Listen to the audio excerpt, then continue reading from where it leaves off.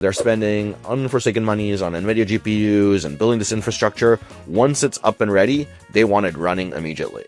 You're doing multiple steps of the process, right? You're taking the chemical energy, combusting it into some form of thermal energy. You're converting that thermal energy by moving either a turbine or something moving to mechanical energy. That mechanical energy is then exciting some sort of a conductor in electric field, and that produces electric energy, right? So there's like 3 steps to that process. So any change you have in electrical energy, that has to cascade back. That becomes really tricky. Fuel cells, to contrast that, is a direct process, right? Because that's an electrochemical reaction happening on the cell, is just 1 step. It's sounding really good, almost too good to be true. What's the catch? Welcome back to the Interchange Recharged. I'm Bridget Van Dorsten, your host, and today we're talking about one of the biggest infrastructure challenges that the energy sector is facing right now, which is how do we power this AI revolution? The scale of what we're dealing with now is really quite immense, where US data center announcements are averaging about 435 megawatts per month. And if you look at all of the committed and under construction large load capacity, we've got about 175 gigawatts, which is 24% of 2024 US peak load, which is huge. And the vast majority of that is coming from this new data center demand over the past couple of years. And just to put that 175 gigawatts into context, if you're not familiar with a figure that large, that could power approximately half of the homes in the US. So the problem is that the power infrastructure can't keep up. Natural gas turbines have a 5 to 6 year lead time. Grid interconnection queues are backed up for even longer than that. And for data centers that are looking for on-site power rather than connecting to the grid, a majority of them are planning on using natural gas as their feedstock, which is going to drive up gas prices and put enormous pressure on permitting and constructing timelines. So data center developers are looking for alternatives that can deploy faster, and that's really where fuel cells enter the conversation. To help us understand this space, I'm joined today by Akhil Betheja from Bloom Energy. Akhil, welcome to the show. Thanks, Bridget. Great to be here. Thank you so much for having me. It's great to see you. Nice to see you again. And before we dive in, I know you from the hydrogen space, but tell the audience a little bit about your role at Bloom, what the company does, and how you've moved through the company. Sure. So great to be here. So currently I'm the Director of Technology Strategy here at Bloom Energy.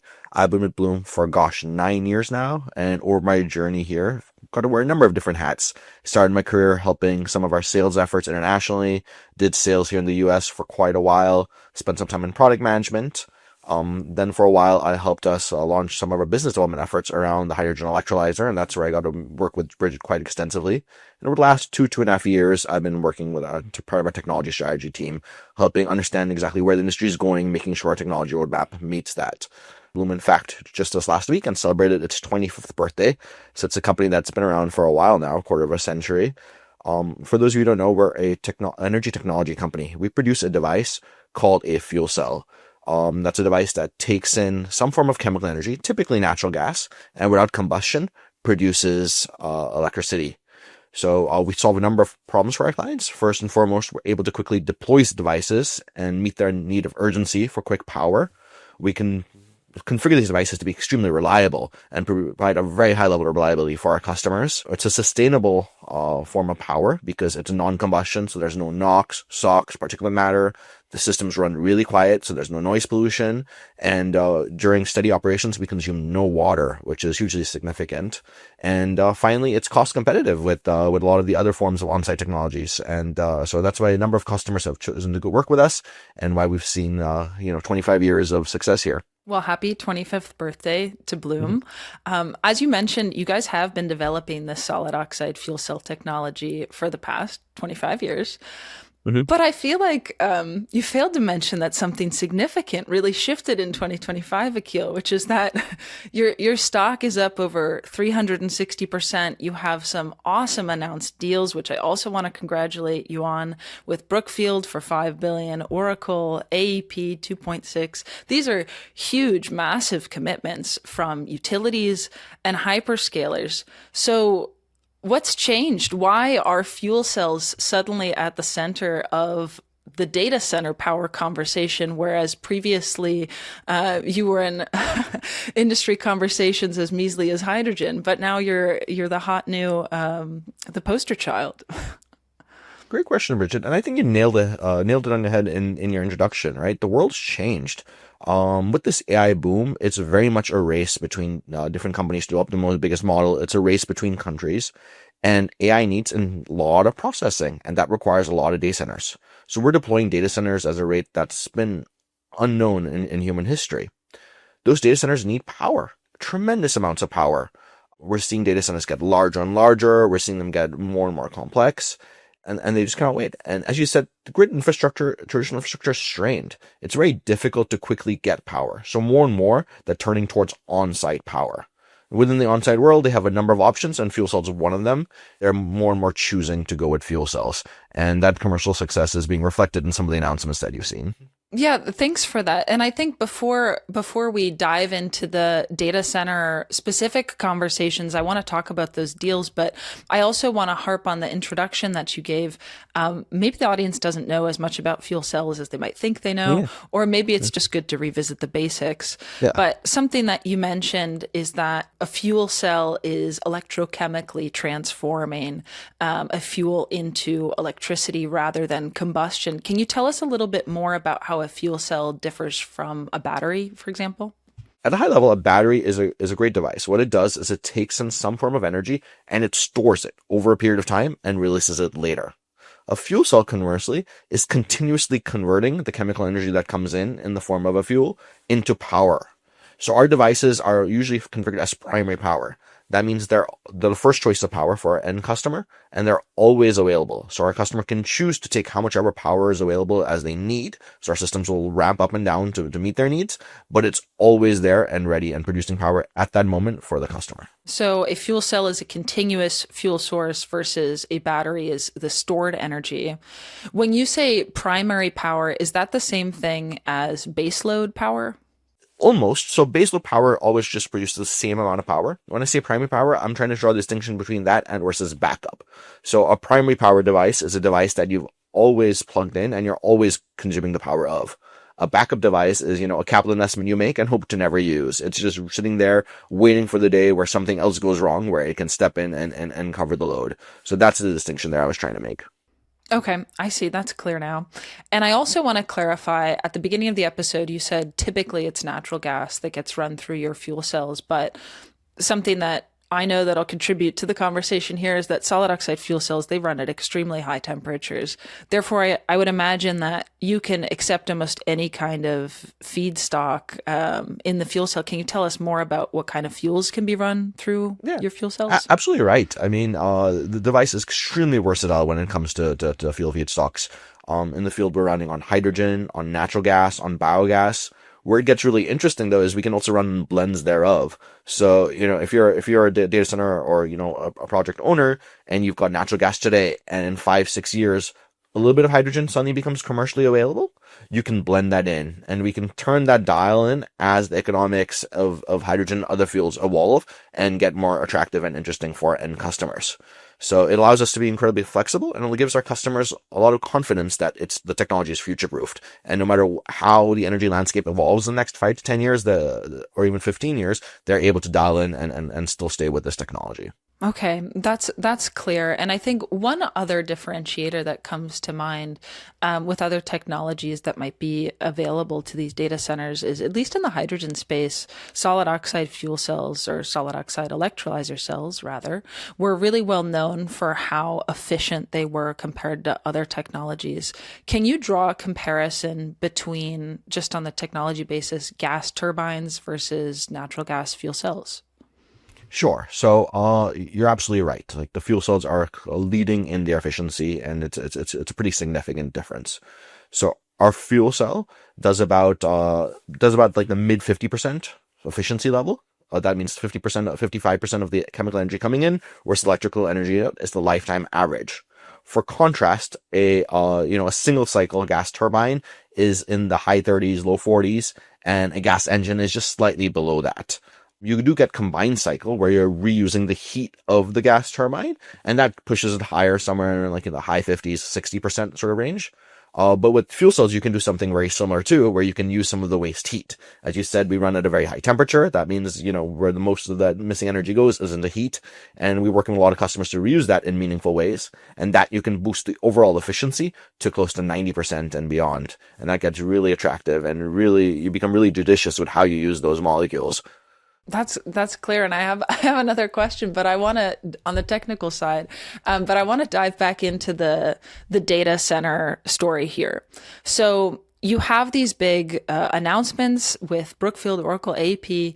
What are data center developers telling you that they need? First and foremost, it's time to power. There's this huge sense of urgency on how quickly they can get the data center up and running. They're spending unforsaken monies on NVIDIA GPUs and building this infrastructure. Once it's up and ready, they want it running immediately. Second is reliability. For that same reason, right? These are incredible investments, and you can't afford any downtime. You don't want to be training a large model and all of a sudden to lose power at the very last second and have to start all over again. That's the second thing that really comes out and becomes really important.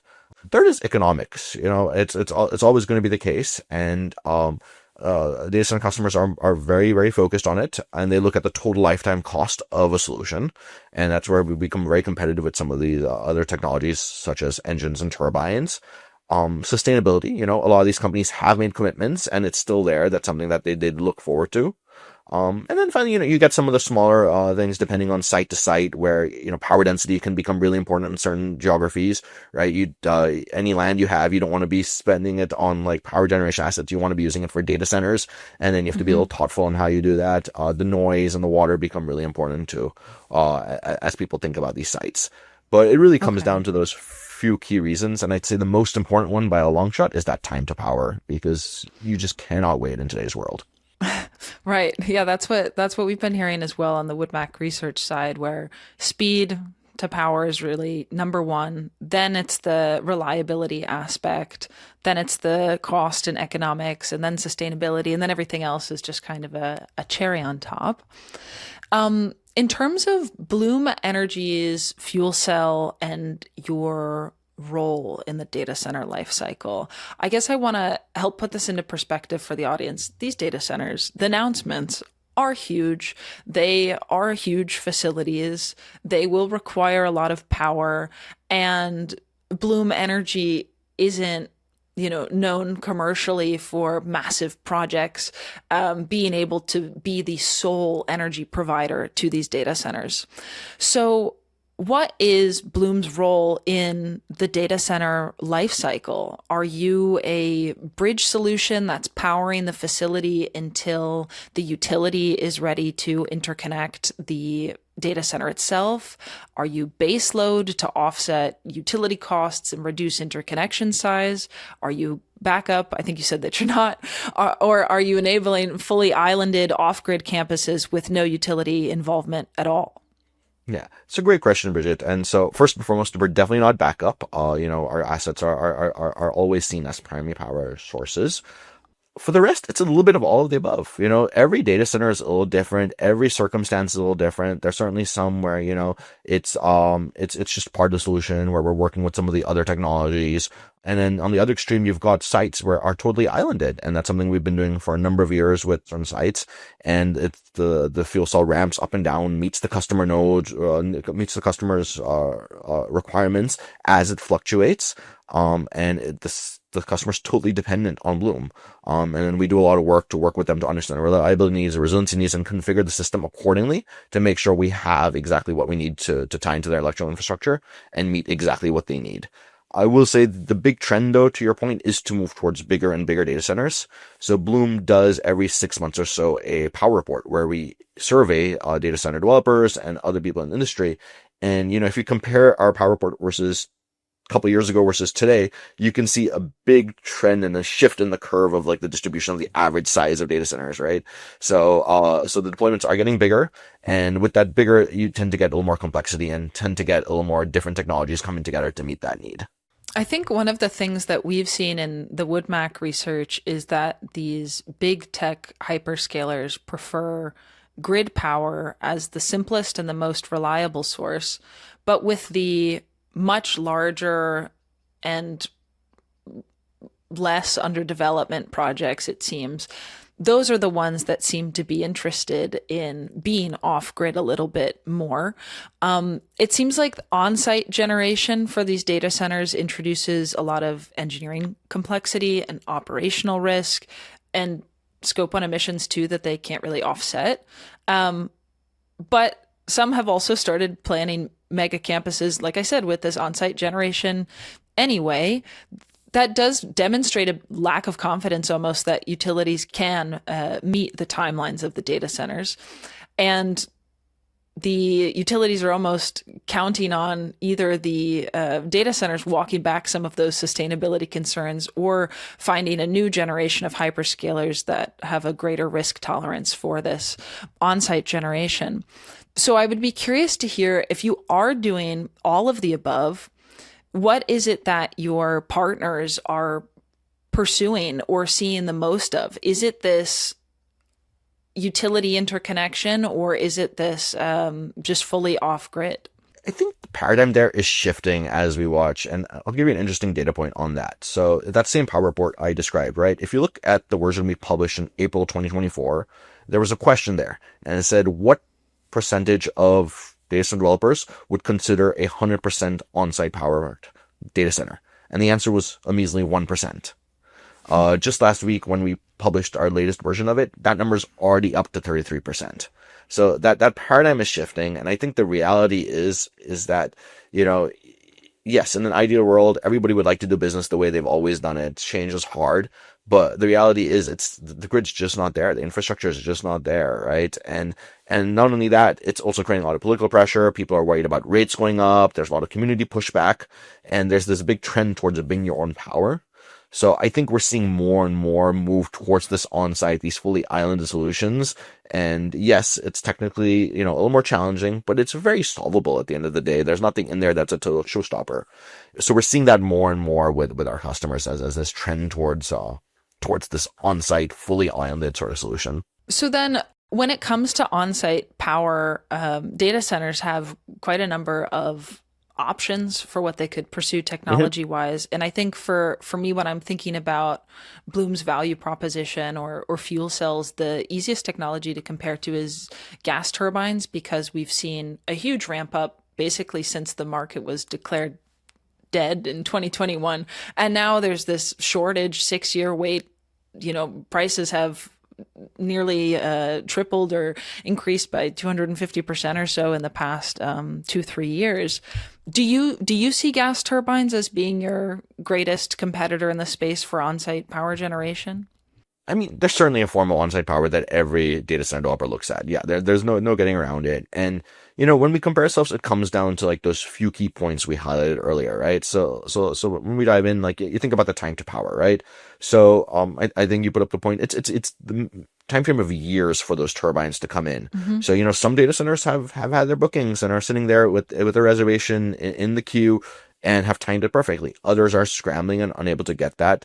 One of the advantages of Bloom is we're able to quickly get that power on site, right? We can do it in months, not years. And that comes to a couple of things, right? Like one, we have the manufacturing capacity to deliver these assets to the site. Two, there's a supply chain that sits behind that manufacturing that's been really robust and been invested in a lot over the last few years. But there's also the permitting side, right? You can have that asset ready, but you need to get it permitted. And this is where the fuel cells, I think, really shine because of the non-combustion nature. We have that no NOx, no SOx, no particulate matter. It's often permitting agencies look upon us more favorably, and we're much faster through those cycles because we stay below some of those key thresholds. And that's, I think, a huge competitive advantage. Same thing with the reliability, right? Those gas turbines and engines are great. They're pretty reliable. They're in the mid to high 90s. We're in like the multiple 9s, right? Just on a unit level. Also because our building block is smaller, right? Gas turbine, a single cycle one, somewhere between, like under the 50 megawatts sort of block size, while we're in the hundreds of kilowatts. So when you're copy pasting the same units over and over again, if you need a 100 megawatt data center and you have a 50 megawatt building block, you need like a 50% overbuild just to keep it up to cover in case one goes down. Because each unit's more reliable and smaller, you need a smaller percentage. So then that has kind of chain effects on cost, on total economics. And that's like the other big reason why we're finding success against those technologies. So we've highlighted quite a number of advantages here, which I think they're all making sense. It's sounding really good, almost too good to be true. What's the catch? I mean, there really isn't one. Fuel cells are great technology, but I, I think where some of the challenges are, like, the power density, definitely, like, if you look, if we do a traditional kind of Bloom layout where we're just flat, the turbines and engines have a little bit of an advantage there, but that's where we've gone in really clever and we've thought about solutions about stacking them up to improve that power density for our customers. It's, and it's small nuance things like that. I think also there's a risk perception in the industry, right? Like a gas Mm-hmm. engine or gas turbine has, like, 150, 200 years of operating kind of history. People are more comfortable with the technology, while we're, a measly quarter of a century old. So I think people are still learning to understand what the technology is. That being said, I do think that perception's changing, and you're seeing that in, as you said, in the commercial success and some of those announcements. And I personally believe the more we get, the more you'll see coming. Absolutely. Yeah, I hope to see more.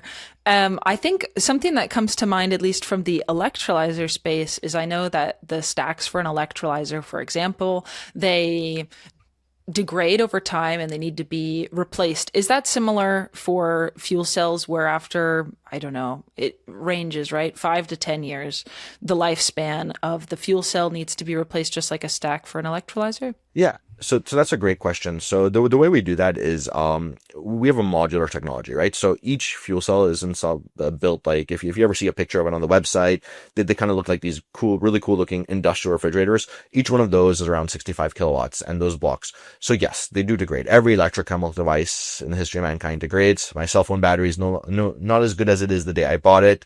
The AA batteries in the remote need to be replaced every now and then, and that's true as fuel cells. As they degrade, what's really cool about our technology, though, is it happens on module by module. So we can come in and do a replacement on a single 65 kilowatt module while the rest of the site operates. Now, for these data centers, these sites are huge, right? So the 65 kilowatts Mm-hmm. is a very small building block, and you don't even notice that downtime. It takes just a couple of hours to take the old one out, put the new one in. And then what's really cool is we take those old stacks back to our factory in Delaware. And I believe the statistic is 98% by weight is recycled or reused. So it's really sustainable, and it's really going in and back into the ecosystem and coming back out as new fuel cells.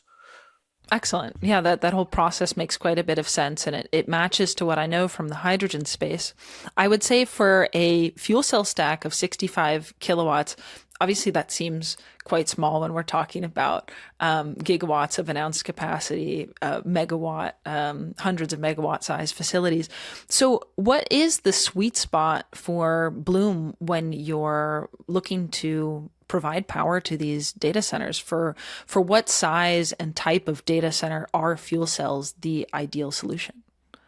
There's really no limit. I like to describe them as Lego blocks. This technology is extremely scalable, and that's one of the coolest things about it. You can copy paste as many Lego blocks as you need. I mean, like, over my years here, at like the 10 years that I've been at Bloom, that average size has gotten bigger and bigger and bigger, and I just see it continuing. We copy paste them over and over, and you can get to the massive sizes of it's incredible, like how large they're getting now. And over time we've also improved the technology, gotten more power dense, fit more and more into the square foot, and that trend's really helped the customers. Where this becomes really cool, though, is, like, often customers themselves are scaling their data centers over time, right? Like, year one, you need a couple hundred megawatts. Year three, you need to double that, so on and so forth. Because our technology is so modular, we can often build to match their needs, and that becomes really capital efficient for them and becomes really space efficient for them. And it allows them to have a lot of operational flexibility to see how things are going in year two, year three, and figure out how much more they need. And that's becoming more and more an advantage, in fact, as time's gone. Okay. Yeah, the Lego block analogy is really helpful to picture Yeah. how they can be deployed, not only for their replacement, but how also they could stack for whether it be like a 20 megawatt edge facility or a 500 megawatt mega campus. Maybe one of the catches could be how much of this capacity can you actually serve with your current manufacturing capacity that Bloom has? There's obviously so much market to be met. How much can you meet? How much can you serve over the next 3 to 5 years with 435 megawatts being announced every month. That's something, we've talked about publicly. Our CEOs covered in our last earnings call. And we exited last year with about a gigawatt a year of capacity. And this year we're doubling that to 2 gigawatts a year. And our CEO has said, in fact, he's at Davos right now and just said so yesterday that like that could easily be doubled to if needs. So capacity is not something we're worried about. I don't know if any listeners have had the opportunity to visit our factory, but it's a really cool, and you can see how scalable that technology is. And I know, Bridget, I've been chasing you for years to come visit us, and the invitation is still open. But you really see how this technology, like, it's really simple, the manufacturing process. It's like, just printing a bunch of inks on like ceramic plate, and that allows us to be really responsive to the market and really quickly scale as we see what customer demand is. That is very clear. And you have been chasing me. It's nice that you're inviting the audience to come visit the factory. I hadn't realized you were so open with your invitations. Now I feel less special. No, it's just for you. Well, thank you. Maybe now is a good time to jump to something that might also be a little bit difficult for any power solution that's looking to meet data center demand. Earlier this week, I wasn't feeling very well, and I dug into some of your white papers, and I was really interested by the supercapacitor white paper that you'd written back in February 2024, which directly addresses the issue of fuel cells being able to load follow AI workloads. And through this white paper, you have an AI load simulator, and that's exactly what you're working to address. So AI workloads are incredibly spiky, where server power can swing from 15 kilowatts to 30 kilowatts in seconds, which then scales from 50 to 100 megawatt swings at the data center level. So how does the fuel cell technology work with load following? So it's a great question. And, it's something we've done a lot of work on. Having been in the industry for a long time, data centers were traditionally just thought of as like flat loads, like never really fluctuating, these kind of steady base load requirements. But that changed a lot with AI. And as more and more loads move towards GPUs versus CPUs, often these chips are running in parallel, and they have to stop to write to memory or to like do some checks. And that causes like a huge reduction in the power, and then it comes quickly ramping back up. So that's been a big focus for our technology team. And, the fuel cells. So I think a couple of points to note, like, so, unlike the turbine and the engine, when you're combusting some sort of chemical energy, you're doing multiple steps of the process, right? You're taking the chemical energy, combusting it into some form of thermal energy. You're converting that thermal energy by moving either a turbine or something moving to mechanical energy. That mechanical energy is then exciting some sort of a conductor in electric field, and that produces electric energy, right? So there's like 3 steps to that process. So any change you have in electrical energy, that has to cascade back. That becomes really tricky. Fuel cells, to contrast that, is a direct process, right? Because that's an electrochemical reaction happening on the cell, is just one step. So that feedback is a little quicker and it's a little tighter. So that allows us to ramp really effectively. Fuel cells can move up and down pretty quickly on like the scale of seconds. But now what we're seeing is with some of these data centers, it needs to be even faster, like milliseconds. And that's where we pair with a technology called supercapacitors or ultracapacitors. So for those who don't know, those are capacitors are energy storage devices. They store less energy than batteries, but they're much faster at responding than batteries are. So what we typically do is we work to understand what the customer's needs are, what this load profile would look like, and we spec in some of those supercapacitors to help kind of handle that millisecond level load fluctuation, and the fuel cells can step in and respond on the second level. And that allows us to give the most compelling solution to the customer. If you're going to be able to provide anywhere from a 20 megawatt edge facility to a 500 megawatt mega campus, how much supercapacitor capacity are we talking about for a 500 megawatt facility, for example? Yeah. It really varies a lot on the load profile, right? I mean, there's data centers that are on the extreme case that are running, full out AI loads and just doing training. There's other data centers where, it's a little more traditional and they've got some sort of AI loads and only some of that peakiness. Also worth recognizing that in an AI data center, the load it's only partly the GPUs. There's also, other equipment like GPUs, CPUs, cooling, some of that other sort of infrastructure. So that mitigates how much it happens on the overall facility level as well.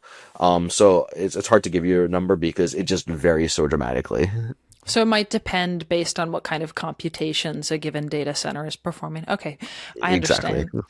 And then I guess one other question I would ask about the supercapacitor and fuel cell combo is how does that compare, if you've done a comparison, to just using batteries or a reciprocating engine that can load follow natively, given that it's stored power rather than on-demand power for batteries, for example?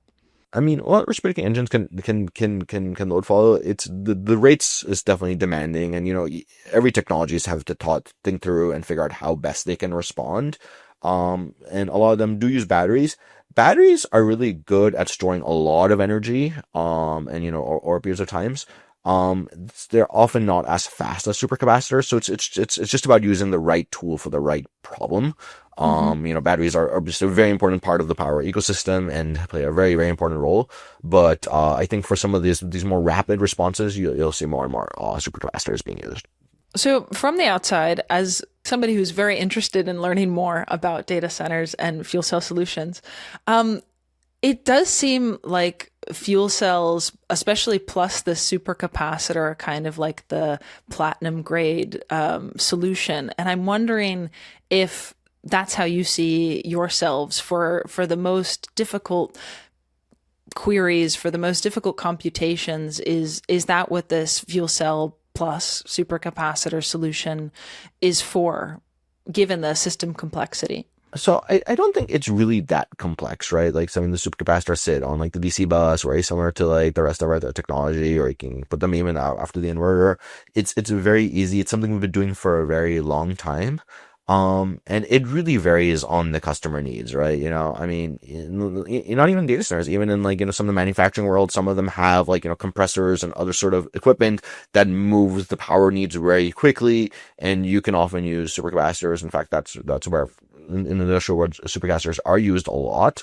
So, I think it just really, really varies on what the customer's load profile is, what they're trying to accomplish, and how they see that evolving over time. Okay. I understand it depends. It Yeah, depends I on. wish I could give you like, a specific number, like you need N for Y, but unfortunately it just isn't that easy. And it's just looking at the load profile and figuring out what's right. Well, speaking of load profile, maybe more of the fuel cell, maybe of power output, one of the benefits that we have yet to discuss that I know is of particular interest is the fact that DC power is the natural output of fuel cell. And I was or of a fuel cell. And I was hoping that you could help explain the significance of DC power for data centers and how fuel cells give that potential efficiency gain. Today in a data center, the ultimate user power, which is the chips, are DC consumer powers. In fact, like a lot of electrical nodes that we think about common are DC loads. For those of you who don't know, those bricks that when you're plugging in your power supply to charge your laptop or your phone, those are often AC to DC converters because most devices require DC power.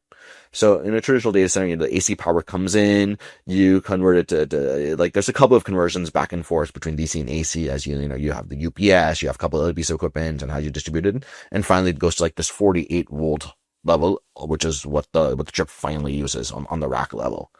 Now, over time, what we're seeing is with this huge AI data center boom, the chips are becoming more and more powerful. That means they're consuming more and more power.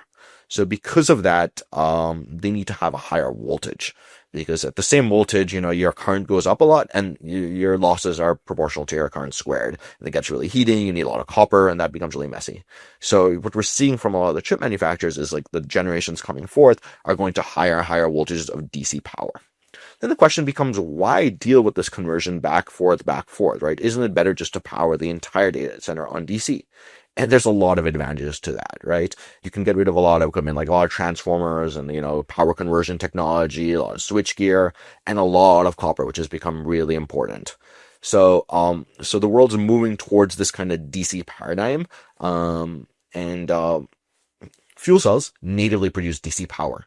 In fact, like a lot of other technologies, anything that spins traditionally produces AC power, And for us to reach this new DC paradigm that the world's kind of moving towards, it's just taking the equipment as it comes out and removing like a device called the inverter. So it's what we do natively.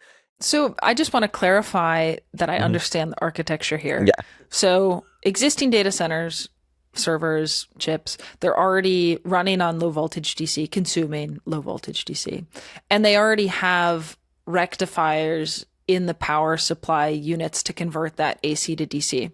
So I think two things that you said stuck out to me was that if you remove all of this equipment that's already in data centers and then adapt it to be a high voltage DC, you get to achieve this efficiency.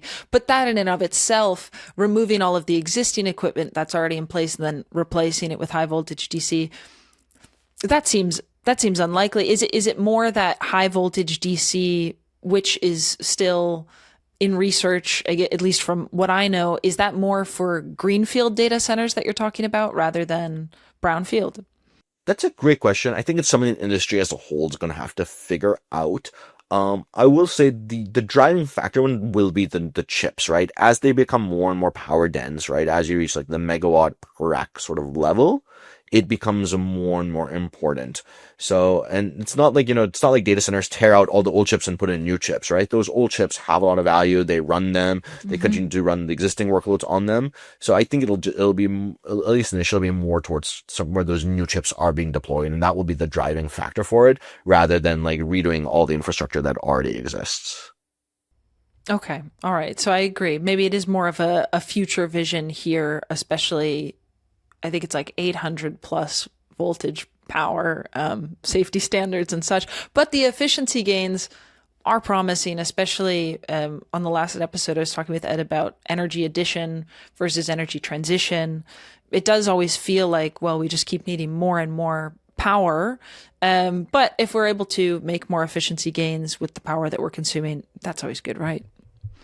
That is, I mean, it certainly is, right? It's the best thing you can do. It's great from a sustainability point of view. It's great from the economics point of view. It's one of the things that everybody wins. In your purview, what is the pathway to cleaner fuels? Is it carbon capture, hydrogen, renewable natural gas, biogas? I think all of the above, right? Like there's never one solution that's gonna be this thing. I think it's always energy. It's always the power of and, right? Like putting multiple technologies together. To highlight just a few, we talked about how fuel cells can be fuel flexible. The carbon capture one that you bring up is really interesting. So for those of you who don't know, one of the ways mankind is thinking about decarbonizing is point capture, right? Like as we're producing CO2 at a certain point, to capture it then, and then either to utilize it in some way and sell it to like, a Coca-Cola or a Budweiser or whoever is going to use it in a meaningful way, or sequestering it in the ground. That's an area I think that's really exciting for Bloom because we have a huge technical advantage there.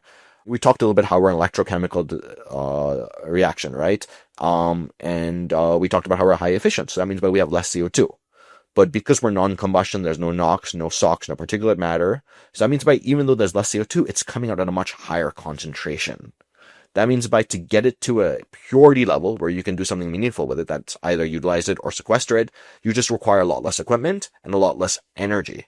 So it's a lot efficient and cheaper for us to get that exhaust stream CO2 ready for either capture or sequestration. And that's, I think, a huge promising bit of technology, and that's something we're very excited about and working very hard on. Alternate fuels, I think, can be a big part of it. Hydrogen, we always keep our eye on economics, how the industry is evolving, as it becomes more attractive. We run on renewable natural gas, biogas around the world today, as and where those are available. So I think all of these will contribute a little bit. I don't see it being, like a winner takes all, like this one solution is going to solve everything. I think you just need like a little bit of everything. I completely agree with a little bit of everything is going to help contribute to a better future. On the carbon capture point, this is a really important point I want to clarify. You said the carbon capture stream exiting the fuel cell is so pure. Does that mean I could like bottle my own soda? I mean, with a little bit of processing, like it's not like soda ready, but it requires minimal processing compared to other technologies, right? So yeah, and I can follow up with the exact percentages if you want, but it just it's significantly less higher concentration of CO2, and especially when you knock out the water, which is like relatively easy to do. So it's just a lot less processing plant equipment and some of that stuff, and a lot less energy, right? The other thing that people don't think about is when you have to purify a gas like that, it takes a lot of energy. And that obviously, is a parasitic to the overall energy producing and reduces the overall efficiency. But because we're starting at this higher CO2 level, we have that advantage both on the equipment you need as well as the energy you need. And when you're conversing with your partners about how to provide the fuel cell solution, is carbon capture something that often comes up in early conversations, or is it still considered more of a thought for the future? Should sustainability become a higher ranking priority on that list? Yeah, we're seeing more and more, and you're seeing projects around the world being announced as well around carbon capture, and I think there's a slow growing momentum towards that, and I'm hopeful that continues to happen and if accelerates. Yeah, momentum being the key word. Yeah. Mm-hmm. So just to recap what we've learned today about fuel cells and data centers, with regards to scale, it seems like fuel cells, we are seeing billions in commitments from major utilities and hyperscalers as one solution to maybe these 6-year turbine lead times, other competing on-site power generation. So there is promise, and there is a response from Bloom to increase manufacturing capacity, should there be shown interest. On the technology side, it's become clear to me that Bloom's solid oxide fuel cells have a lot of potential to meet the market where they need it. And obviously you've shown through the supercapacitor investigation that you all did that you're eager to find solutions to the requirements of your customers, and you're able to adapt and eager to adapt to the it depends scenario, case by case scenario that you have with customers. And although they are natural gas fuel cells today, there are several pathways to low carbon fuels and carbon capture as the market evolve and economics permit, really. Akhil, did I miss anything? Any closing thoughts from you? And I think it's just exciting to think about the future of data centers too. Like, there's a lot of interesting things coming around with like DC power. There's also, a promising path to decarbonization between carbon capture and alternate fuels. And that's something that Bloom are very keenly following and tracking. And I'll shamelessly plug to any data center developers or listening out there to visit our website, bloomenergy.com, and look at some of the resources we have there.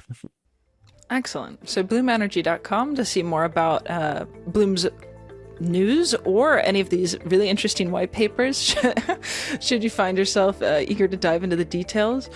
Akhil, thank you so much for coming onto the show and for chatting with us today. I really appreciate you taking the time to walk us through everything that Bloom has to offer. Thank you very much, Bridget. It's been really fun. If you enjoyed this episode, feel free to follow our conversations wherever you get your podcasts. I'm Bridget Van Dorsten. Thank you for listening, and see you next time.